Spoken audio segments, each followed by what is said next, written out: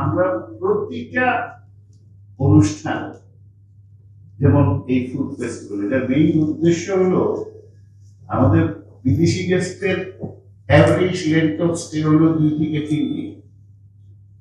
যদি ওরা 3 দিন থাকে তাহলে 3টা ডিনার আর 3টা লাঞ্চের সুযোগ তাদের পায়। এবং আমরা প্রথম থেকেই একটা জিনিস চেষ্টা করে যাই যেন ওদেরকে ভ্যারাইটি খাবার দেওয়া হয় এবং ভ্যারাইটি রিজনাল খাবার দেওয়া হয়। প্রতিদিনই ব্রেকফাস্ট মেনু চেঞ্জ হয়, ডিনার মেনু চেঞ্জ হয়। আর আমরা যারা বয়স্ক আছি তারা কিন্তু এই সব স্পেশালিটি চিটাগংয়ের মেজবান অথবা সিলেটের সাতকড়া, তারপরে কক্সবাজারের লুচ্চা শুটকি, এগুলো কিন্তু আমরা সব খাইছি। কিন্তু এই যে ইয়াং জেনারেশন আছে ওরা শুধু নাম শুনছে, কখনো খায়নি।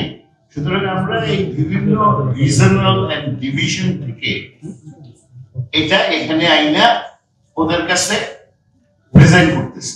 অবভিয়াসলি এটা প্রেজেন্ট করা মানে হলো is promoting tourism, fellowship, changes of test.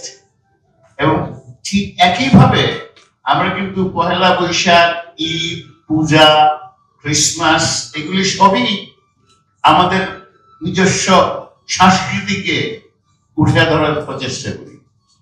কারণ আপনি যদি কোনো গেস্ট 1 মাস থাকে তাহলে সে কিন্তু বোরিং হয়ে যায়। সুতরাং এইটার মেইন উদ্দেশ্যটা হলো that we create a variety and awareness plus give the traditional food to our customer. এটাই হলো মেইন উদ্দেশ্য।